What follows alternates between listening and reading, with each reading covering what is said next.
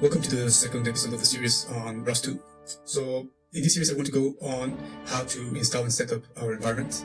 The first thing we need is some virtualization manager software. This is something to be able to create virtual machines which will hold our operating system.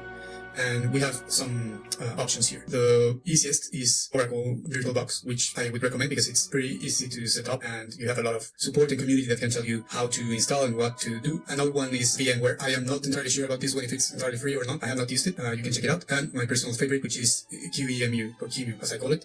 And this is where I'm gonna go and install. This is an open source, free, and it's also more performant than the others, but be aware that you can choose any of them. I decided to leave the installation process. I'm on an Arch Linux machine, and the reason that I decided to leave that is because there's not as much material as for the others on how to install, and there's even less material in how to do it for an Arch Linux system, right? So I'm leaving this here in case someone finds it helpful and wants to go down that route of QEMU and Arch Linux. So for this, you will have to install a few dependencies. If you're not interested in this process, you can just skip to the part of how to install Ubuntu. For the ones that want to stay here, then you can just see what I did.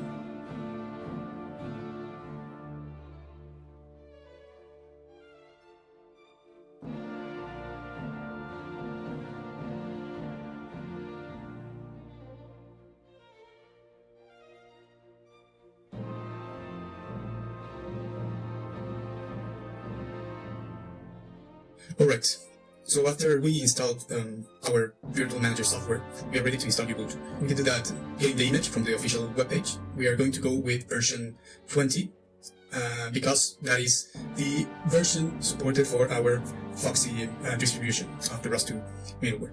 This process is going to be pretty much the same for any virtualization software you choose. You just have to create a new virtual machine and select your ISO image to create the operating system.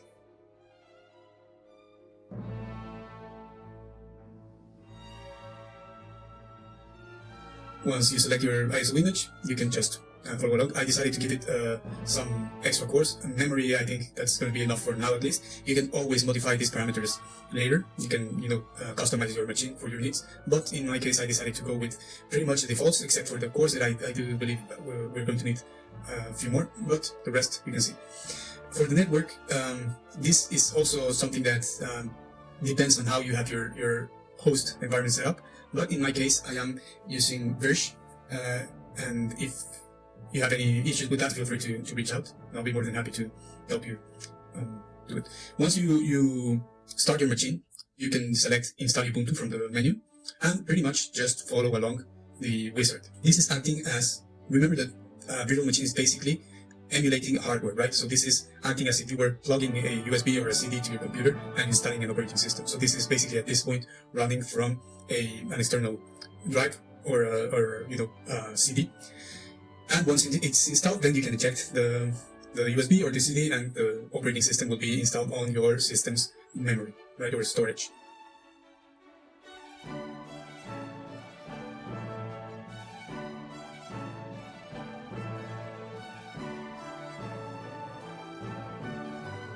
So at this point, you can just follow along the wizard. You can pretty much keep the defaults, select your time zone if you want, and whatnot. You will have to give it a name, and if you want a password, I do recommend you set one up. And then you just have to wait until everything is done.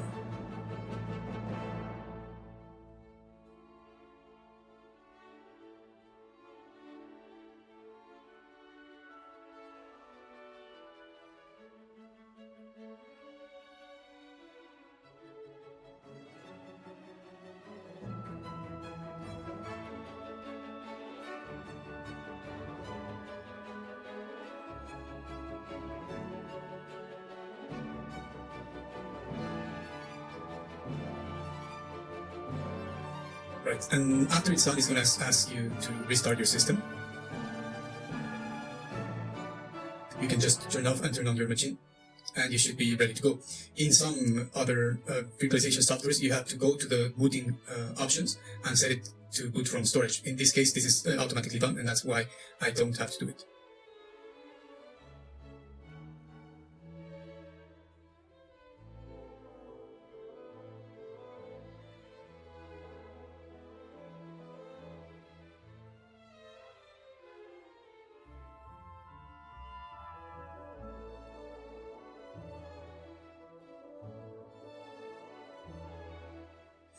Once you restart your system, you will notice that you have your username and you can just log in into your account. So you have Ubuntu set up.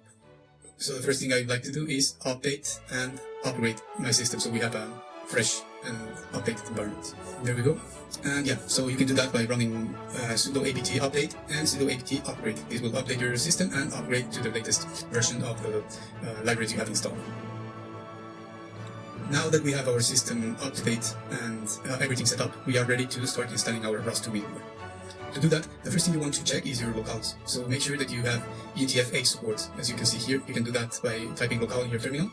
And if you need to install anything, you can do it by sudo local-gen and installing any local you want, for example, en_us.utf8. But make sure that you have UTF-8 because that's important.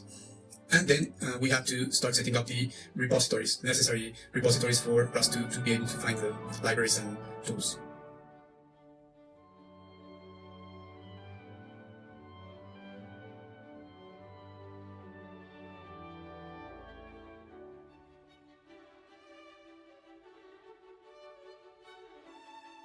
So to do that, you will run the following command: sudo apt install software-properties-common.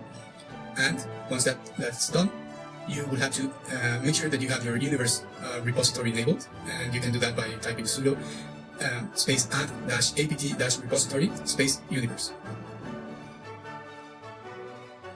Next, make sure you have something like curl, because we need to download some libraries. And if you don't have it, you can install it by typing sudo space apt space install space curl and -y to just accept that it's installed on your system. And once you have curl, you can run this command that you can see on screen. I will link the installation process in the description, but this is pretty much activating the key rings on your system, so your operating system knows where to find the ROS content. Once this is done, then we are ready to go. Once again, we will need to update our system because we have new dependencies and new libraries. And once that's done, we just for sanity check that everything is up to date, which is it definitely is because I did it a minute ago. And we are finally ready to install our Foxy desktop. I am going for Foxy desktop. You can install just the base, but desktop contains also some examples and tools that you can leverage, right? So for this series, I would like to also have those, and also because we are going to run a test at the end of this video to make sure that everything is set up as intended. So to install the desktop, you would need sudo apt install ros-foxy-desktop, and also you would need Python 3 arg-complete. Great, and once that is done, we are ready to install the DevTools. So to do that, just type just sudo apt install ros-dev-tools, and this is pretty fast, but that will give us the necessary tools that we need for development. Cool, so once all of that is done, we are ready to test. So to test, we are going to run the following command, which is source and the location of our ROS distribution. ROS distributions are always stored at -opt-ros- whichever distribution you have, in this case Foxy.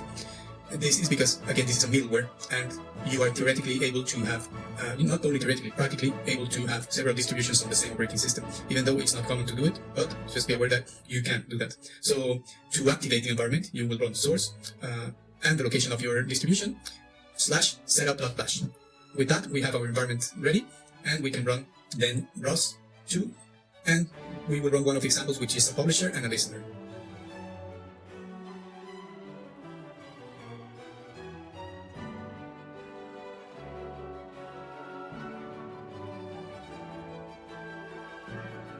We do that by running demo node cpp talker, and this will be publishing messages hello world.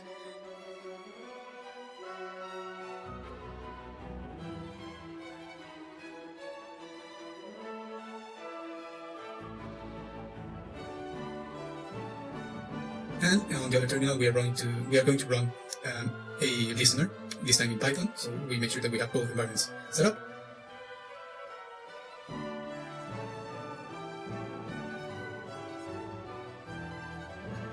And as we can see, one is sending messages and the other is listening. So this is a publisher subscriber test that we will go into detail later on this series.